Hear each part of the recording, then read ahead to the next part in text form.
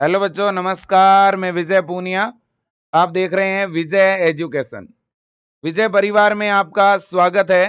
Haryana BSc nursing reporting और upgrade document and fees पर हम बात कर रहे हैं।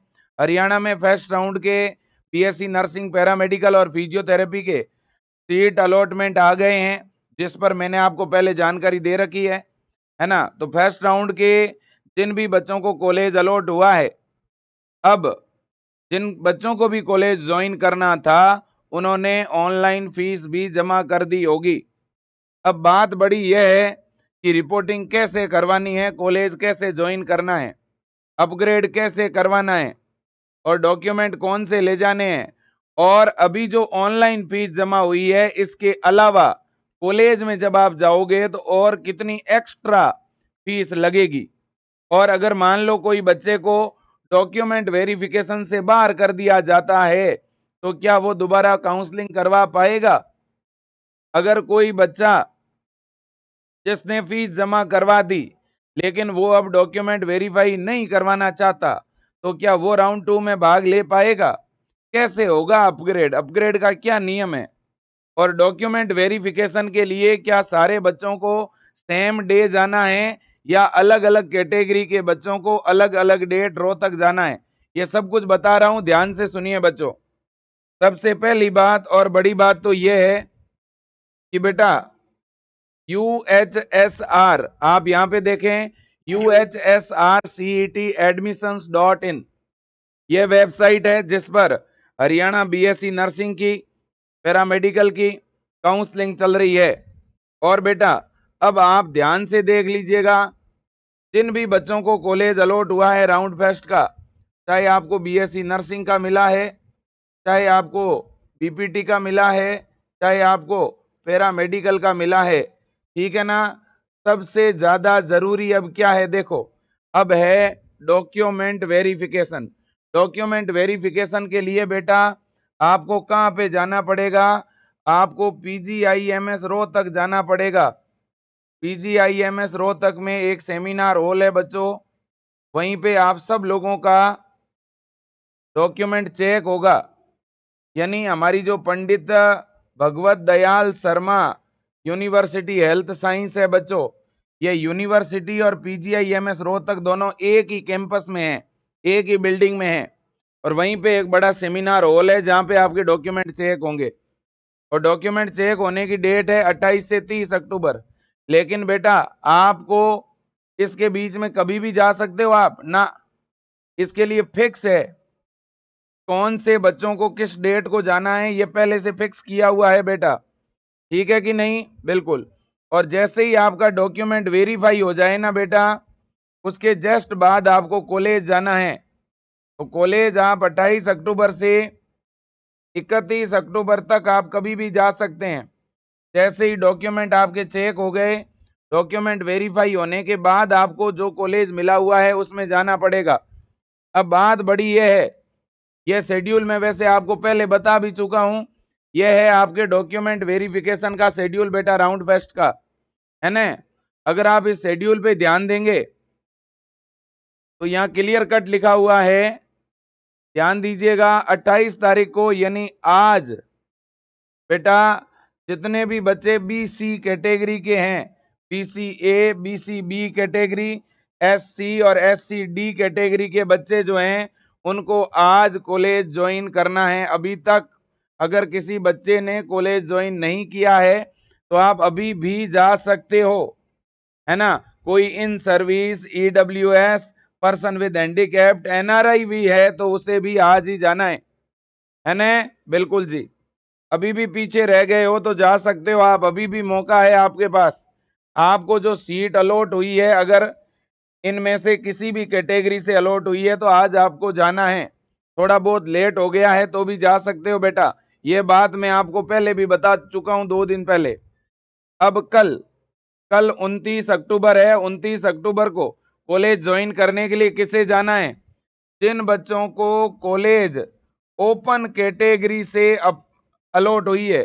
अगर आपको जो कॉलेज मिली है ना बेटा, आपके अलॉटमेंट लेटर के अंदर ओपन कैटेगरी लिखा हुआ आ रहा है, या जो अलॉटमेंट की लिस्ट है पीडीएफ, उसमें अलोटेड कैटेगरी के सामने ओपन कैटेगरी आ रहा है तो बेटा आपको 29 अक्टूबर को जाना है।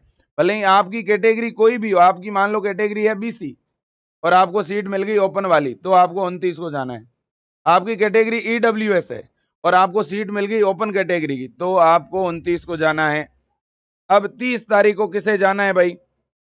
30 अक्टूबर को उन बच्चों को जाना होगा जिन बच्चों को मैनेजमेंट कैटेगरी वाली सीट मिली है। मैनेजमेंट कैटेगरी की जिनको सीट मिली है उनको 30 अक्टूबर को जाना है। ओके बेटा, ये बात आप अच्छी तरह से सुन लेना। और ओपन कैटेगरी वाले बच्चों को कल कितने बजे जाना है? 29 तारीख को ओपन कैटेगरी वाले बच्चों को 12 बजे पहुंचना है यूनिवर्सिटी में। और मैनेजमेंट कोटे वाले बच्चों को पहुंचना है सुबह के टाइम 8:30 बजे। यह ध्यान रख लेना। ओके भाई, बिल्कुल जी। और इसके बाद जैसे ही आपका डॉक्यूमेंट वेरीफाई हो जाए, इसके बाद आपको जो कॉलेज मिला है उसमें जाके आपके डॉक्यूमेंट जमा करवा दो। ठीक है ना, वहां जाके रिपोर्टिंग कर लो। वहां रिपोर्टिंग के लिए आपको खुद को जाना होगा। ओके भाई, अब अगला पॉइंट, कौन कौन से डॉक्यूमेंट लेकर के जाने हैं बेटा? तो आपको ये सारे डॉक्यूमेंट आपको ले जाने पड़ेंगे बेटा। ये मैं बता भी चुका हूं पहले एक बार। 10वीं की ओरिजिनल मार्कशीट, सारे डॉक्यूमेंट ओरिजिनल होंगे और साथ में फोटोकॉपी सेट भी लेके जाना है। तो original document plus photocopy set, दो फोटोकॉपी हर कागज की। ओरिजिनल डॉक्यूमेंट के साथ साथ हर कागज की दो फोटोकॉपी आपको साथ में ले जानी होगी। ठीक है ना बेटा? बिल्कुल जी, इस बात को आप अच्छी तरह से समझ लीजिएगा। देखो आपको कौन कौन से कागज लेके जाना है। 10वीं की मार्कशीट, 12वीं की मार्कशीट, आपके 4 फोटो, है ना, आपका मूल निवास यानी डोमिसिल जिसे हम रेजिडेंस भी कहते हैं, कैटेगरी सर्टिफिकेट यानी जाति प्रमाण पत्र, जो सीईटी का स्कोर कार्ड है वो लेके जाना है, सीईटी का एडमिट कार्ड, सीईटी वाला फॉर्म, है ना। और इसके अलावा बेटा अलॉटमेंट लेटर, है ना, अलॉटमेंट लेटर, और इसके अलावा जो भी आपने काउंसलिंग करवाई है ना बेटा, ठीक है ना, आपने काउंसलिंग जो करवाई है उसकी अगर कोई भी स्लिप आपके पास हो या कोई स्क्रीनशॉट हो तो वो भी आपको पास में रखना है। और इसके अलावा बेटा, इसके अलावा आपको अपना परिवार पहचान पत्र, देखो परिवार पहचान पत्र उसी को लेके जाना है जिसने स्कॉलरशिप के लिए अप्लाई करना है आगे। इसके अलावा आधार कार्ड या पैन कार्ड, मतलब कोई भी आईडी प्रूफ आपको लेकर के जाना होगा। इसके अलावा बेटा आपका चरित्र प्रमाण पत्र, जहां से 12th की हुई है ना, जहां से आपने 12th की है ना, वहां पे आपको चरित्र प्रमाण पत्र दिया हुआ होगा। नहीं है आपके पास तो कोई भी फर्स्ट ग्रेड अधिकारी के साइन करवा के आप ले जा सकते हो। ठीक है कि नहीं? बिल्कुल। जो बच्चे फिजिकली हैंडीकेप्ड है, दिव्यांग है, उनके पास दिव्यांगता प्रमाण पत्र, ex serviceman quota, freedom fighter, dependent, जिनकी भी स्पेशल कैटेगरी है वो स्पेशल कैटेगरी का सर्टिफिकेट लेकर के जाएंगे। इसके अलावा कोई भी यहाँ पे डॉक्यूमेंट है नहीं मेंशन किया हुआ बच्चों, तो इसके अलावा आपको कोई डॉक्यूमेंट लेकर के भी नहीं जाना है। ओके भाई, बिल्कुल जी। तो बस मेरा आप बच्चों से निवेदन है, सारे ओरिजिनल डॉक्यूमेंट साथ में लेकर के जाएं। अगर आपके पास टीसी या माइग्रेशन है तो लेके चले जाना, नहीं है तो कोई टेंशन वाली बात नहीं। काउंसलिंग की कोई स्लिप है तो लेके चले जाना, नहीं है तो कोई दिक्कत नहीं। ठीक है भाई, बिल्कुल। बस इन चीजों का आपको क्या रखना पड़ेगा बेटा? ध्यान रखना पड़ेगा। ठीक है कि नहीं? हाँ जी, चलो जी। और और बच्चों बाकी अलॉटमेंट लेटर या अलॉटमेंट की डिटेल आपसे अगर प्रिंट नहीं निकल पा रही है बेटा, तो कोई टेंशन वाली बात नहीं है, उसका स्क्रीनशॉट भी आप पास में रखना। कोई भी कागज आप रोहतक में जाके भी प्रिंट ले सकते हो। मान लो आपका सीईटी का स्कोर कार्ड प्रिंट नहीं निकल रहा आपसे, एडमिट कार्ड आपके पास नहीं है, फॉर्म नहीं है, ये सारी चीजें आप पोर्टल के ऊपर लॉगिन करके और प्रिंट ले सकते हो बेटा। देखो कैसे लोगे वो भी बता रहा हूं आपको। इनमें से कोई भी कागज आपसे प्रिंट नहीं निकल रहा है ना, तो आपको ऐसे निकालना है। देखो कोई भी कंप्यूटर सेंटर पे जाकर के, यहाँ पे UHSRCET एडमिशन इन, इस पे जाना है। इस पे आने के बाद एप्लीकेंट लॉगिन पे क्लिक करना है। इसके बाद आप अपना आईडी डाल के, पासवर्ड डाल के, ये कैप्चा डाल के लॉगिन करना है। और जैसे ही लॉगिन करोगे ना बेटा, तो कुछ इस तरह का इंटरफेस खुलेगा। ये वाला इंटरफेस खुलता है, कुछ इस तरह का इंटरफेस खुलता है बेटा। ठीक है ना, इस तरह से पूरा इंटरफेस खुलेगा। यहाँ पे प्रिंट फॉर्म का ऑप्शन होगा, मतलब फॉर्म को प्रिंट करने का ऑप्शन होगा। किसको प्रिंट करने का ऑप्शन होगा बेटा? फॉर्म को जो है वो प्रिंट करने का ऑप्शन है होगा। ठीक है ना, मैं ओपन करके भी दिखा देता हूं। ठीक है ना, मैं तो यही चाहूंगा, 1 मिनट, अगर ओपन हो जाए तो बढ़िया बात, नहीं हो तो कोई टेंशन वाली बात नहीं।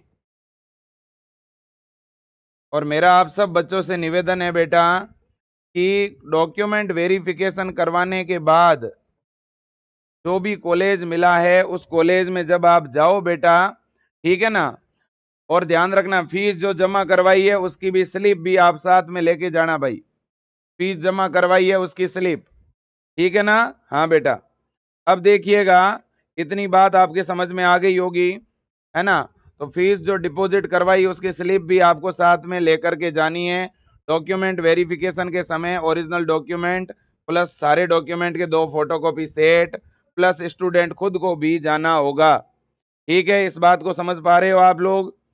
और इसके अलावा कुछ और बेटा अगर मैं बात करूं, और हाँ, जिन बच्चों को बीएससी नर्सिंग का कॉलेज अलॉट हुआ है, मैं आप सब बच्चों को ये कहूंगा बेटा, आप बीएससी नर्सिंग फर्स्ट ईयर का, फर्स्ट सेमेस्टर का ये फ्लोरेंस बैच है विजय एजुकेशन ऐप के अंदर 990 में मिल रहा है। ये ज्वाइन कर लेना, क्योंकि बेटा कोई भी कॉलेज आपको मिला है ना, अभी तो उन कॉलेजों में क्लासें महीने 1.5 महीने बाद शुरू होगी।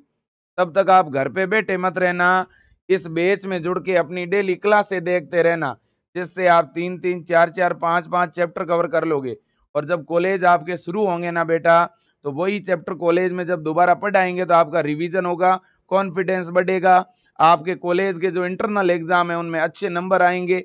अच्छे नंबर आएंगे तो कॉलेज वाले नंबर भी आगे यूनिवर्सिटी में अच्छे भेजेंगे, है कि नहीं है? बिल्कुल बेटा, तो ध्यान रखना। और दूसरी बात, जब हॉस्पिटल ड्यूटी मिलेगी तब भी रिवीजन के लिए बच्चों ये बैच काम आ जाएगा। नहीं तो क्या होगा, हॉस्पिटल ड्यूटी के समय इतना स्टूडेंट बिजी हो जाता है कि वो रिवीजन ही नहीं कर पाता, नोट्स पढ़ ही नहीं पाता है। एग्जाम के समय मान लो किसी का सिलेबस पूरा नहीं हुआ, वो आप इस बेस से कवर कर लोगे। तो जिनको बीएससी नर्सिंग की कॉलेज अलॉट हुई है ना, मैं आप सबको कहूंगा कि आप बेटा ये बैच हर बच्चा ज्वाइन कर लेना। वैसे तो ज्वाइन किया है, जिन्होंने नहीं किया है वो कर लेना। ज्यादा जानकारी के लिए आप इस नंबर पे कॉल भी कर सकते हो। आप विजय एजुकेशन ऐप में जाके बैच ज्वाइन कर लो, या इस नंबर पे फोन पे गूगल पे करवा के भी ये बैच चालू करवा सकते हो। 9672721229, 990 फीस है। आज अगर इस बैच को ज्वाइन करोगे तो 749 में आपको मिल जाएगा। अब बेटा आप में से कोई भी बच्चा अगले साल के लिए 2026 के लिए बीएससी नर्सिंग प्रवेश परीक्षा की तैयारी करना चाहता है, तो 990 में ये पूरा बैच आपको मिल रहा है। आज ज्वाइन करोगे 749 में मिल रहा है ना। बिल्कुल बेटा, तो किसी को अगले साल के लिए तैयारी करना है तो भी आप कर सकते हो, है ना। बिल्कुल बेटा, तो खूब बढ़िया तरह से जाके कॉलेज ज्वाइन करो बेटा। और अपग्रेडेशन के बारे में मैंने आपको बता ही दिया है ना। अब मान लो कोई बच्चा है और उसको कॉलेज पसंद नहीं है ना, और वो बच्चा कॉलेज अगर ज्वाइन नहीं भी कर रहा है ना, तो भी बेटा आपको सेकेंड राउंड में मौका मिलेगा। भाई पिछले साल तो मौका मिला था, अब इस बार अगर नियम ही बदल दिया तो बात अलग है, पर मौका तो मिलेगा। राउंड 2 में नहीं मिला तो 3 में मिल जाएगा, लेकिन मुझे नहीं लगता नियमों में कुछ बदलाव होगा, तो आपको मौका मिलेगा। इसके बाद मान लो कोई बच्चा है, उसने फीस जमा करा दी, लेकिन उसके डॉक्यूमेंट मान लो वेरीफाई नहीं हुए, या उसने वेरीफाई नहीं करवाए, या उसने कॉलेज ज्वाइन नहीं किया, तो भी उस बच्चे को राउंड 2 में मौका मिलेगा, और उसकी जो फीस जमा करवाई हुई है वो फीस राउंड 2 में काम आ जाएगी, दोबारा पे नहीं करनी पड़ेगी। ठीक है कि नहीं? बिल्कुल जी, तो ये टेंशन आपको छोड़नी है। और इसके अलावा बेटा, जो भी आप कॉलेज ज्वाइन करने जाओगे, डॉक्यूमेंट वेरिफिकेशन के बाद जैसे ही आपके डॉक्यूमेंट वेरीफाई हो गए और इसके बाद जैसे ही आप कॉलेज ज्वाइन करने जाओ ना, तो एक तो वहाँ कॉलेज को अच्छी तरह से आप देखना वो अच्छा है भी या नहीं। कॉलेज को विजिट करना, वहाँ के स्टाफ वगैरह आप पता करो, वहाँ आईएनसी की मान्यता है कि नहीं ये पता करो, ठीक है ना।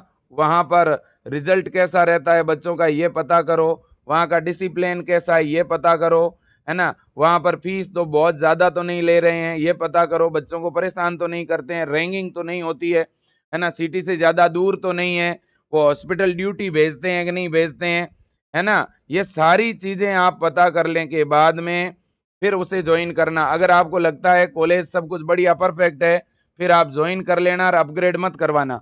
और आपको लगता है कॉलेज बेकार है, ज़्यादा अच्छा नहीं है, तो आप सेकंड राउंड में उसे चेंज करवा देना।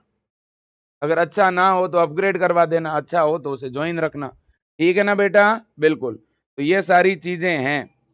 फिर भी कोई दिक्कत हो तो ज़रूर आप मेरे को बताना, मैं और आपकी पूरी हेल्प करूँगा। ठीक है बेटा? तो सेशन को एंड कर रहा हूँ। मैं जाते-जाते एक बार फिर बोलूँगा, अभी आपकी प्राइवेट कॉलेजों की 60,000 फीस लगी है, बीएससी नर्सिंग बीपीटी में। लेकिन आप कॉलेज में जाके पूछना कि सर इन 60,000 के अलावा आप कितना लोगे?